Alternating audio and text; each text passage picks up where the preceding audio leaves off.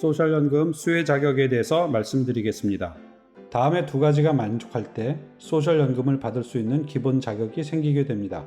첫 번째, 근로소득 액수가 2021년 기준으로 분기당 1,470불 이상이거나 1년에 총 5,880불 이상의 소득 보고를 하신 분들이 해당 연도 소셜연금 크레딧을 받을 수 있습니다. 두 번째, 분기당 1크레딧을 받거나 1년 총액으로 4크레딧을 받아서 총 40크레딧을 받게 되면 연금 수혜 자격이 생기게 됩니다. 소셜연금 세금은 얼마나 내는지에 대해서 말씀드리겠습니다. 소셜연금은 근로소득액의 6.2%, 그리고 메디케어는 근로소득액의 1.45%를 세금으로 내면 고용주가 똑같은 액수를 매칭해서 국가에 납부하게 됩니다. 자영업자들은 본인이 고용주가 되기 때문에 소셜연금은 12.4%, 메디케어는 2.9%를 세금으로 냅니다. 여기서 한 가지 알아두셔야 할 것은 고소득자인 경우 본인 소득이 14만 2,800불까지만 소셜연금 세금을 내는 규정이 있습니다. 그렇게 되면 소셜연금 최고세액은 8,853.6불이 됩니다. 이러한 세금의 상한이 있기 때문에 소셜연금 혜택에도 상한 액수가 있습니다. 그러나 메디케어 세금에 근로소득 상한 제도는 없습니다. 오히려 고소득자들에게는 0.9%의 세금을 추가로 더 내게 되어 있습니다. 부족한 소셜연금 기금 증액을 위하여 바이든 정부는 현재 소셜연금 세금의 근로소득 상한액을 40만 불까지 올리려고 하는 움직임이 있습니다. 소셜연금은 언제부터 받을 수 있는지에 대해서 말씀드리겠습니다. 소셜연금은 위 도표에 나와 있듯이 Full Retirement Age, FRA에 도달하시면 소셜연금을 받으실 수 있습니다. 그런데 어떤 분 남편이 1975년생이니까 FRA가 67세군요 라고 생각하시는 분이 계시는데요. 그렇지가 않을 것 같습니다. 왜냐하면 소셜연금 제도가 생겼던 그 당시 미국인의 평균 수명은 63세였는데 요즘은 80세까지 늘어났지 않습니까? 그래서 위 도표에 나와 있는 대로 FRA가 점점 늦춰지고 있는 경향이 있습니다. 그래서 1975년생인 경우에는 앞으로 좀 더 늦춰질 가능성이 있다고 생각이 됩니다. 또한 FRA가 66세이지만 62세부터 소셜연금을 신청해 받으실 수 있고 연금 인출 시기를 70세까지도 늦출 수가 있습니다. 위 그림에 나와 있듯이 61세부터 만약에 받으시게 되면 FRA 때 받으실 수 있는 월 금액, 그것을 Primary Insurance Amount, PIA라고 하는데요. 이 PIA보다는 적게 받으시게 되고 70세까지 늦추시게 되면 받는 액수가 더 늘어나게 되어 있습니다. 근로소득이 있어도 소셜연금을 신청할 수 있는지에 대해서 말씀드리도록 하겠습니다. 네, 신청할 수 있습니다. 그러나 FRA에 태어난 달까지는 다음과 같은 수령 금액에 제한이 있습니다. 첫 번째, 내가 만약 FRA에 도달하지 않았는데 연금 신청을 하게 되면 근로소득이 연 18,960불 이하까지는 상관이 없고요.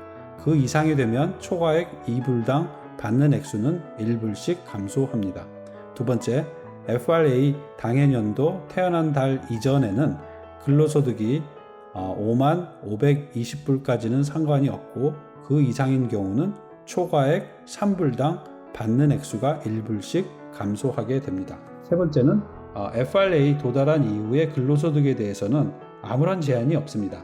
그러므로 근로소득이 있으신 분들은 소셜연금 신청 시기를 가능한 한 늦추는 것이 유리하다고 생각합니다. 소셜연금도 세금을 낼까요? 네, 그렇습니다.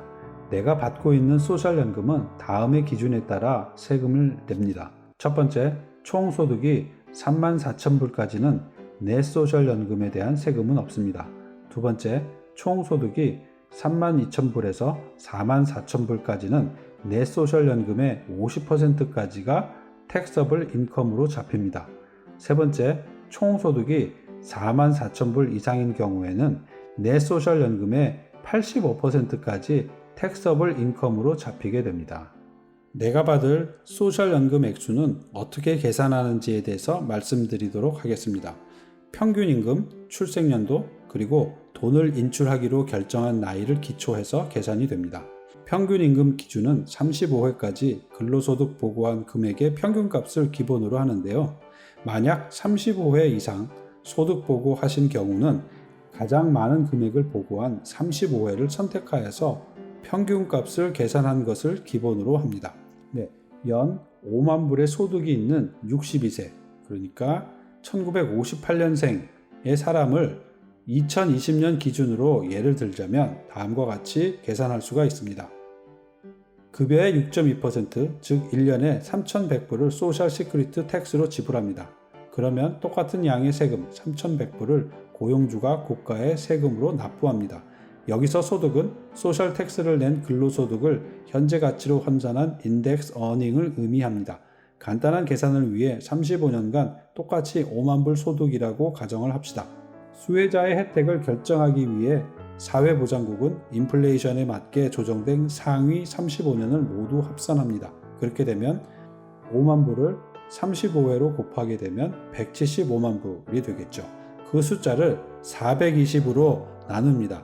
그러면 4,166불이 되죠. 이 숫자가 바로 AIME, Average Indexed Monthly Earning, 즉 35년간 월 평균 임금값이 됩니다.